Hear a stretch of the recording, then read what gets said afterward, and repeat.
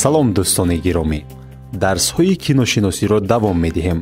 таъсири кино ба равони инсон чунин ном дорад мавзӯе ки мо имрӯз онро ба баррасӣ мекашем ва чанд дақиқа дар ин маврид суҳбат хоҳем кард. хотиррасон менамоем ки силсилаи дарсҳои киношиносӣ ба хотири баланд бардоштани дониши синамоии бинандагон таҳия карда мешавад. умедворем наворҳои омӯзишии мо ба шумо дар шинохти синамо ва ҷойгоҳи иҷтимоии он ва баланд бардоштани донишҳои шумо дар соҳаи синамо мусоидат мекунад. хуб, кино ба равони инсон чӣ таъсир дорад? хусусияти ба худ хоси кино ҳамчун санъат дар он аст ки вай тамоми воситаҳои баёни эҳсосотро дар бар мегирад. филм бо динамикаи визуалӣ, бозии ҳунармандона, матни фалсафӣ, гардиши ғайричашмдошти сюжет ва мусиқии ҳаяҷонбахш ба эҳсосоти тамошобин нохун мезанад ва таъсири амиқ мерасонад. кино на танҳо таъсири мусбат мерасонад, балки метавонад ба равони инсон таъсири манфӣ низ расонад. боиси тазаккур аст ки телевизион ё синамо дар як вақт ба узвҳои гуногуни ҳиссиёт таъсир расонида, муҳитро барои фаъолияти тафаккури интиқодӣ то ҳадде маҳдуд мекунад. имрӯз ҷомеашиносон дар бораи пахши фаъоли хушунат аз тариқи воситаҳои ахбори омма, саҳнаҳои кушторҳои печида дар экран, паҳншавии бозиҳои хунини компютерӣ хеле зиёд мегӯянд ва тадқиқотҳо мегузаронанд. вобаста ба ҳамин мавзӯъ соли 2016 ҷомеашиносони рус дар сомонаи ҷомеашиносии Русия бо саволи «Кино ба ҷамъият чӣ гуна таъсир мерасонад?» пурсиш гузаронидаанд, ки натиҷаи пурсиш чунин аст. кино як намуди санъат аст, аз ин рӯ беҳтарин аст. 56.73%. филм барои рушди ҷавонон кӯмак мерасонад ва воқеияти ҷаҳонро нишон медиҳад. 9.61%. дар кино саҳнаҳои урён ва куштор хеле зиёд аст. 24.3%. дар ҳаёти ман кино таъсир намерасонад. 9.61%. сарфи назар аз он ки аксарият синаморо як санъати волою муҳим арзёбӣ мекунанд, аммо ҳамзамон теъдоди хеле зиёди пурсишшудагон таъсири манфии синамо ба ҷомеаро низ таъкид кардаанд. ин аз он гувоҳӣ медиҳад ки аксари пурсишшудагон таъсири синаморо эҳсос мекунанд ва танҳо 9.5% пурсишшудагон ба синамо бепарвоанд. бешубҳа нодида гирифтани таъсири манфии кино ба шуури бачагону ҷавонони имрӯза ба манфиати кор нест.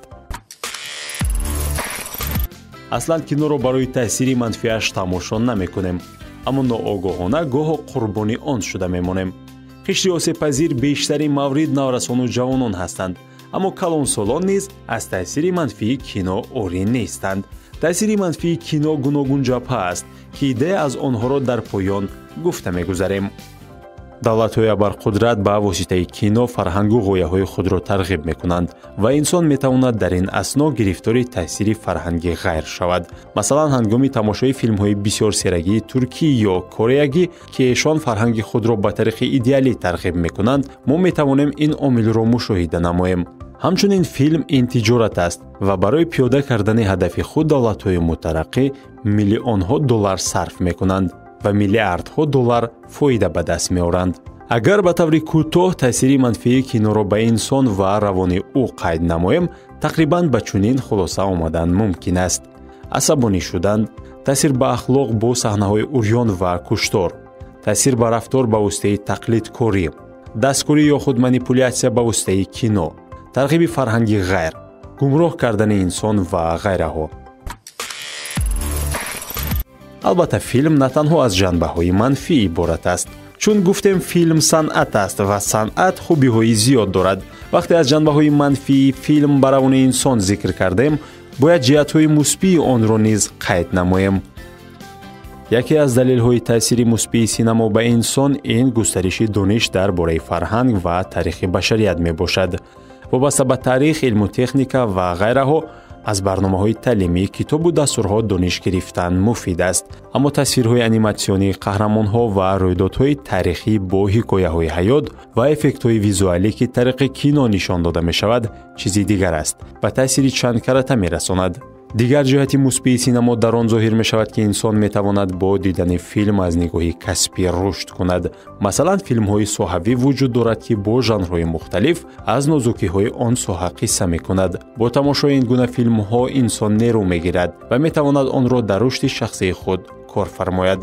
баъзе аз навгониҳои илму техника аз кино гирифта мешавад, зеро дар кино хеле барвақт зоҳир мешавад. Масалан, филми маъруфи «Пяти элемент» ё худ «Элементи панҷум» соли 1997 ба навор гирифта шудааст ва дар он нишон дода мешавад ки дар асри 23 мошинҳо парронанд, яъне дар ҳаво парвоз мекунанд.